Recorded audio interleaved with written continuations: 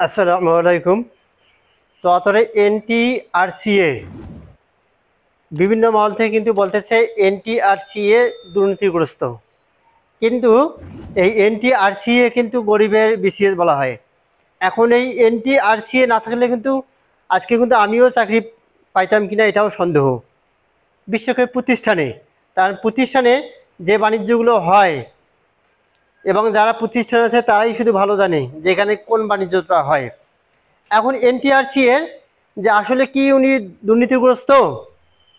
এখন বাংলাদেশে যত চাকরি আর যে প্রতিষ্ঠানগুলো আছে দেখা যাচ্ছে যে সবাই ভালোভাবে পরীক্ষা নিচ্ছে এবং ভাইভা রেজাল্ট দিচ্ছে, কোনো সমস্যা নেই, সরাসরি নিয়োগ দিচ্ছে। এখন এই বাংলাদেশে কোনো চাকরির জন্য কিন্তু কোনো আন্দোলন হচ্ছে না, এনটিআরসি কিন্তু অনেক আন্দোলন চলতেছে। এখন বাংলাদেশে দেখা যাচ্ছে যে বিভিন্ন জায়গায় কিন্তু এনটিআরসির কিন্তু আন্দোলনগুলো হয়ে যাচ্ছে। তো আসলে কোন কোন আন্দোলনগুলো হচ্ছে এখন দেখা যাচ্ছে যে 1 থেকে 12তম কিন্তু এরা কিন্তু আন্দোলন করতে এসে, এবং আর কি আন্দোলন এখানে আছে অন্তর্ভুক্ত দেখা যাচ্ছে যারা 35+ তারাও কিন্তু এখানে আন্দোলন করতেছে। আপনার একটা চাকরি পরীক্ষা নিতে প্রায় 2 বছরও যায়, তো সেক্ষেত্রে যাদের 35+ হয় তাদেরকে আবার বাতিল করা হয়, এটা যুক্তিবিহীন। তাহলে এদেরটাও এরা যে আন্দোলন করতেছে এটাও কি অবশ্যই সঠিক, এবং এর দায়ভার কিন্তু অবশ্যই এনটিআরসি এর। 1 থেকে 12তম কিন্তু দায়ভার কিন্তু এনটিআরসি এর। এরা যদি কাল সঠিকভাবে এই নিয়ন্ত্রণগুলো করতো তাহলে কিন্তু এভাবে আন্দোলন হইতো না। অন্য অন্য যে চাকরির যে পরীক্ষার যে পিএসসি আছে ওখানে কিন্তু কোনো আন্দোলন হয় না, তার কারণ ওদের যে নীতিমালা ওই নীতিমালা অনুযায়ী কিন্তু ওরা কাজ করে, কিন্তু এনটিআরসি এর নীতিমালা অনুযায়ী কিন্তু সব কাজ করে না। এজন্য কিন্তু এই মাঠে এই আন্দোলনগুলো। এরপরে যে আন্দোলন হচ্ছে 18তম যে ফেলকৃত ভাইবা ফেলকৃত শিক্ষার্থীরাও কিন্তু আন্দোলনের অন্তর্ভুক্ত। তার মানে এটাও আন্দোলন বেশ 15ই জুন থেকে কিন্তু এটা আন্দোলন হচ্ছে এবং চলছে আন্দোলনটা। তাই এতগুলো আন্দোলন এনটিআরসি এর, তাইলে এরা কি কাজ করতেছে যে আসলে এতগুলো আন্দোলন? পিএসসির তো কোনো আন্দোলন হচ্ছে না, অন্য অন্য যে ডিপার্টমেন্টগুলো আছে চাকরি তাদের তো আন্দোলন হচ্ছে না, কিন্তু এখানে কেন আন্দোলন হচ্ছে? অবশ্যই এখানে প্রশ্নবিদ্ধ আছে এনটিআরসি এর। এখন এইখানে আরেকটা বিষয়, এই 18তম যারা পাশ করেছে, 18তম নিবন্ধনে যারা পাশ করেছে তাদের কিন্তু দেখা যাচ্ছে অনেকে 40 নাম্বার, রিটার্ন টেস্ট 42 নাম্বার, এভাবে কিন্তু নাম্বারগুলো আছে 50-এর নিচে অনেকের। আবার দেখা যাচ্ছে যে অনেকে কিন্তু অনেক ভালো পরীক্ষা দিচ্ছে, অনেক ভালো পরীক্ষা দেওয়ার পরে কিন্তু তাদের নাম্বার কম, তাদের মার্কসটা একেবারে কম। তাহলে এখানে কি আসলে এনটিআরসি কোনো সমস্যা না সফটওয়্যারের সমস্যা? এখানে কিন্তু একটা প্রশ্নবিদ্ধ।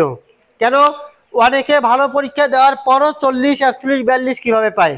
ভালো ভালো স্টুডেন্টরা আছে, ভালো পরীক্ষা দেওয়ার পরও এই নাম্বারগুলো পাচ্ছে, তার মানে রেজাল্ট সাজেছে অবশ্যই গরমিল করেছে, অথবা কোনো সফটওয়্যারের সমস্যা, না হলে একেবারে এত কম নাম্বার কিভাবে আসে? এবং এই 18তম নিবন্ধনের দেখা যাচ্ছে যে 23,000 ফেল। তা আসলে কি এখানে কারিগরি কোনো ত্রুটি আছে কিনা সেটা এনটিআরসি ভালো জানে।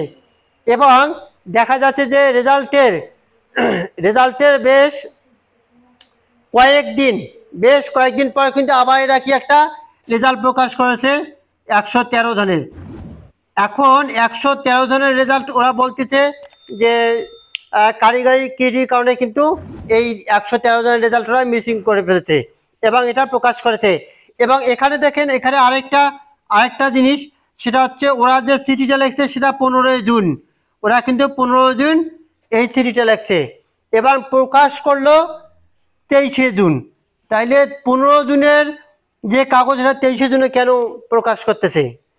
এবং 113 জন যে এরা পাস দেখাইলো, এরা বলছে যে 113 জনের পাস হচ্ছে যারা 23শে মার্চ অনুপস্থিত যারা ভাইবা দেশে, যারা স্কুল পর্যায়ে যারা উপস্থিত থাকতে পারে না বিভিন্ন কারণে, তাদের জন্য কিন্তু 23শে মার্চ একটা পরীক্ষা নেওয়া আছে।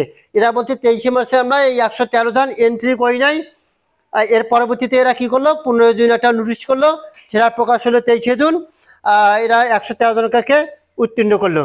এখন প্রশ্ন হচ্ছে 23শে মার্চের যে রোলগুলো, এই রোলগুলো সার্চ দিয়ে দেখা যাচ্ছে যে ওখানে 121 জন কিন্তু পাস করেছে, 121 জন পাস করেছে, আর দেখাইলো মাত্র 113 জন। তাহলে এখানে কারণটা কি? ডাটাগুলো এন্ট্রি করা হয় নাই, এই জন্য 113 জনকে আবার নতুনভাবে অ্যাড করলো মোট পাস সংখ্যার সাথে। এখন ওই 23শে জুনের রেজাল্ট সার্চ দিয়ে দেখা যাচ্ছে যে 121 জন, তাহলে ওরা দেখালো 113 জন, তাহলে এখানে অবশ্যই কিন্তু আছে, না হলে এত গরমিল হচ্ছে কেন? যেখানে 121 জন পাস, এরা দেখাচ্ছে 113 জন, এবং এরা চিঠি করলো 15 জুন, প্রকাশ করলো 23শে জুন। এর কারণটা কি? এখন অনেকে বলতেছে এখানে অবশ্যই দুর্নীতি হয়েছে। এখন দুর্নীতিটা কেমন হয়েছে এটা অবশ্যই প্রকাশ হবে।